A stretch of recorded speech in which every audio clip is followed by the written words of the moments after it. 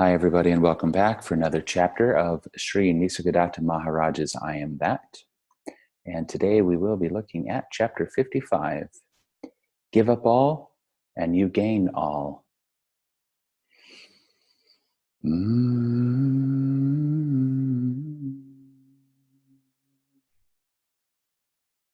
What is your state at the present moment? A state of non-experiencing. In it, all experience is included.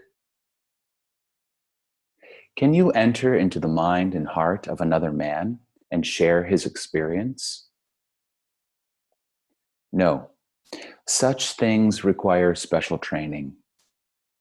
I am like a dealer in wheat. I know little about breads and cakes. Even the taste of a wheat gruel I may not know. But about the wheat grain I know all and well. I know the source of all experience. But the innumerable particular forms experience can take, I do not know, nor do I need to know. From moment to moment, the little I need to know to live my life, I somehow happen to know. Your particular existence and my particular existence, do they both exist in the mind of Brahma? The universal is not aware of the particular. The universal is not aware of the particular. The existence as a person is a personal matter. A person exists in time and space, has name and shape, beginning and end. The universal includes all persons, and the absolute is at the root of and beyond all. I am not concerned with the totality, my personal consciousness and your personal consciousness. What is the link between the two? Between two dreamers, what can be the link? They may dream of each other. That is what people are doing. Everyone imagines others and seeks a link with them. The seeker is the link. There is none other. Surely there must be something in common between the many points of consciousness as we are. Where are the many points? In your mind. You insist that your world is independent of your mind. How can it be? Your desire to know other people's minds is due to your not knowing your own mind. First, know your own mind, and you will find that the question of other minds does not arise at all. For there are no other people. There are no other people. There are no other people. You are the common factor, the only link between the minds. Being is consciousness. I am applies to all. Being is consciousness. I am applies to all. The supreme reality, Parabrahman, may be present in all of us, but of what use is it to us? You are like a man who says, I need a place where to keep my things, but of what use is space to me? Or, I need milk, tea, coffee, or soda, but for water I have no use. Don't you see that the supreme reality is what makes everything possible? But if you ask of what use is it to you, I must answer none. In matters of daily life, the knower of the real has no advantage. He may be at a disadvantage, rather. Being free from greed and fear, he does not protect himself. The very idea of profit is foreign to him. He abhors accretions. His life is constant divesting oneself, constant sharing, constant giving. If there is no advantage in gaining the supreme, then why take the trouble? There is trouble only when you cling to something. When you hold on to nothing, no trouble arises. The relinquishing of the lesser is the gaining of the greater. Give up all, and you gain all. Then life becomes what it was meant to be, pure radiation from an inexhaustible source. Pure radiation from an inexhaustible source. In that light, the world appears dimly, like a dream. The world appears dimly, like a dream. Life was meant to be pure radiation from an inexhaustible source. If my world is merely a dream and you are part of it, what can you do for me? If the dream is not real, having no being, how can reality affect it? While it lasts, the dream has temporary being.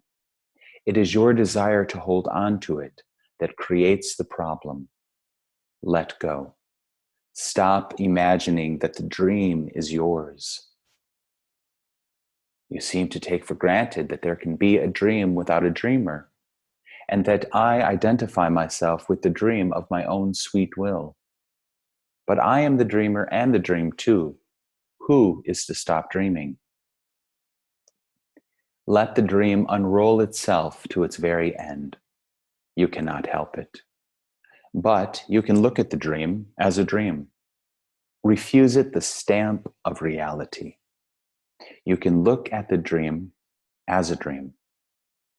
Refuse it the stamp of reality. This is a dream. Here am I sitting before you. I am dreaming, and you are watching me talking in my dream. What is the link between us? My intention is to wake you up. My intention to wake you up is the link. My heart wants you awake. My heart wants you awake. I see you suffer in your dream, and I know that you must wake up to end your woes. When you see your dream as dream, you wake up. But in your dream itself, I am not interested. Enough for me to know that you must wake up. You need not bring your dream to a definite conclusion or make it noble or happy or beautiful. All you need is to realize that you are dreaming. Stop imagining. Stop believing. See the contradictions, the incongruities, the falsehood, and the sorrow of the human state, the need to go beyond. Within the immensity of space floats a tiny atom of consciousness, and in it, the entire universe is contained. Well, I am going to reread that chapter, or that paragraph. It's very nice. My intention to wake you up is the link. My heart wants you awake. Now, this is the Supreme speaking to us. The heart of the Supreme wants to wake you up. The Supreme in Nisargadatta wants to wake up the Supreme in you. I see you suffer. So out of compassion, I see you suffer in your dream, and I know that you must wake up to end your woes. If you remain asleep, if you remain dreaming, you will continue to suffer. All you have to do is see your dream as a dream. When you see your dream as dream, you wake up. But in your dream itself, I am not interested. Nisargadatta said this before, the guru is not interested in your false self, in your dream, in your storyline. He may show some compassion. He may seem interested, as Nisargadatta has said. But mostly he just sees it as a dream. So why would he have much interest in that? Enough for me to know that you must wake up. Again, this is the goal if we want to call it a goal, or the intention of the true and real Satguru. He's not interested in the false. He's only here to wake you up. You're dreaming. You're dreaming. You are not what you imagine yourself to be. You are not what you think yourself to be. You are the Parabrahman, the absolute supreme reality.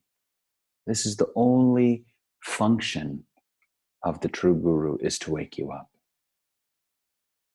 And in that process, while that is happening, the guru is loving you and accepting you and breaking away your concepts, setting you free from the prison which you have built by believing in your images and concepts and ideas. This is very good too. He says, you need not bring your dream to a definite conclusion.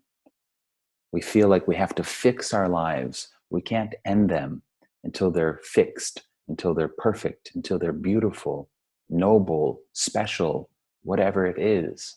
It's not necessary because it's a dream. It's a dream. So if you're suffering because you feel like, oh, I haven't achieved enough, or I have failed, or my life is boring or plain, or it's not, again, noble or special or something, don't worry. It's only a dream. Not every dream is an amazing, beautiful, blissful dream. Some dreams are very normal. Some dreams are nightmares. They're full of suffering. So no matter what your dream is, the point is not to fix the dream. You may have heard people say sometimes that trying to fix your life is like trying to rearrange the chairs on the Titanic, right? So in other words, the Titanic, its destiny was to sink and go under. So it doesn't matter what the tables and chairs look like. It's it's a futile attempt. It's in vain. You're doing it in vain. Now, if that brings you happiness, by all means, try to improve your dream. That happens, of course, for sure. But you don't need to. If there's a belief in you that you need to somehow find a conclusion or a resolution in your dream, Nisargadatta is saying it's not true. You don't have to change anything in the dream. The only goal is to wake up from the dream. The goal is to see your dream as a dream. Once you see the dream as a dream, there's nothing really to be done. This is why I believe that all of these sages and saints, most of them, they do just sort of rest back in silence. And maybe they never leave the cave or the ashram or their homes or wherever it is that they find themselves, because it's a dream world. They know that the essence of the human being is untouched, free, already the Parabrahman, and so nothing needs to be fixed or done. Now, if it is the destiny of that human being, then that sage, like Nisargadatta, will then start sharing these truths, these pointers, to help wake up humanity.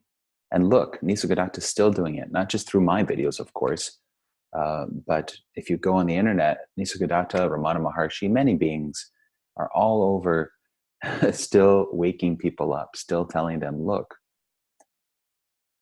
you're taking yourself to be this self-image, this energetic contraction. You are so much more.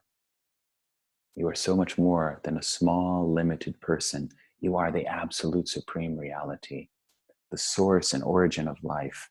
It seems like too much, right? Me? Little me? No, not little you. Your true nature. The little you is just a fantasy. The brain is creating a sense of self. And you believe that you are this sense of self that the brain has created or is creating. But let it go. Let it go. See the dream as a dream and wake up.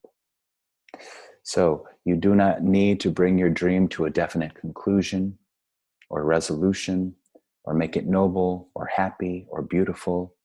All you need is to realize that you are dreaming. All you need to do is realize that you are dreaming. You are dreaming a world of separation.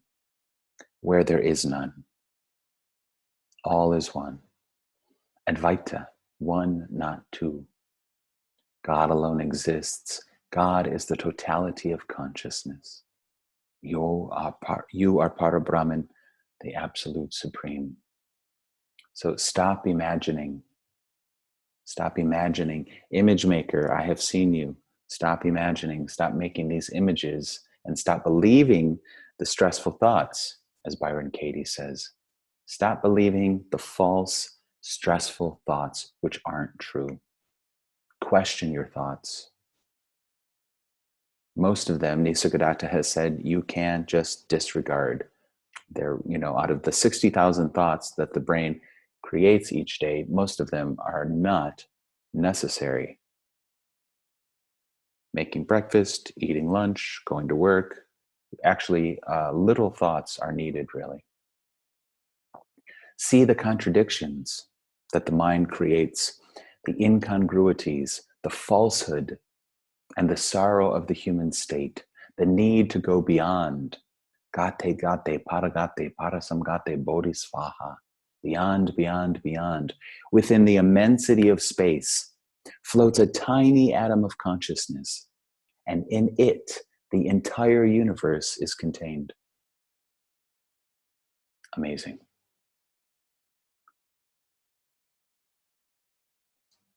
Actually, maybe we'll stop there. When you are love itself, you are beyond time and numbers. In loving one, you love all. In loving all, you love each. One and all are not exclusive.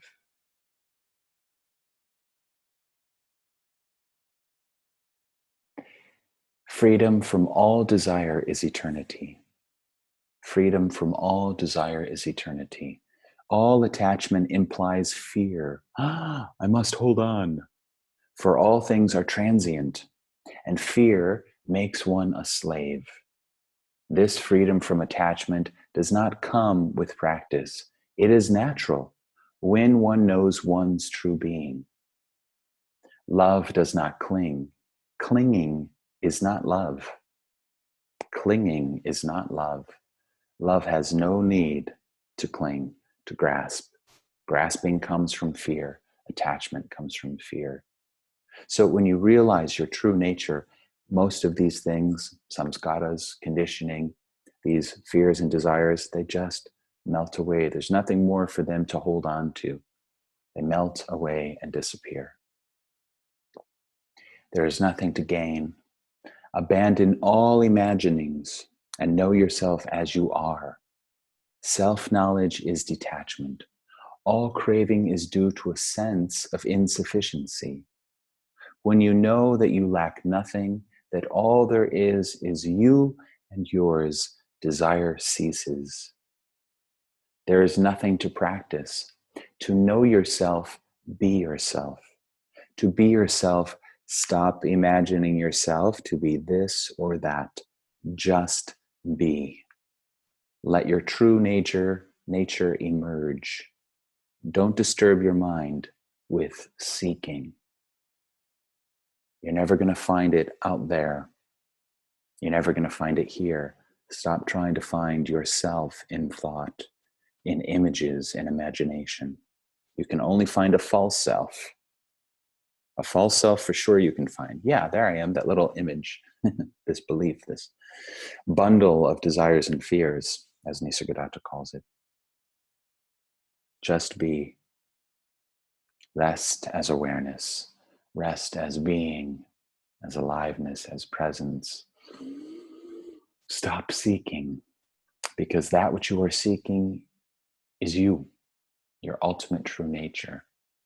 So it's here already. It's already here. This is already the Parabrahman, the absolute, appearing as the relative, nothing appearing as everything.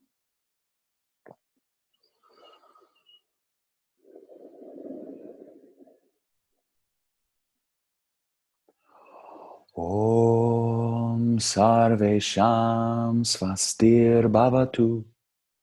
Sarvesham Shantir Bhavatu.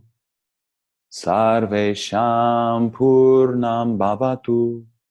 Sarvesham Mangalam Bhavatu.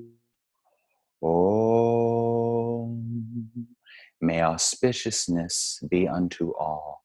May peace be unto all. May fullness be unto all. May prosperity be unto all. Om Shanti Shanti Shanti. Om Peace Peace Peace.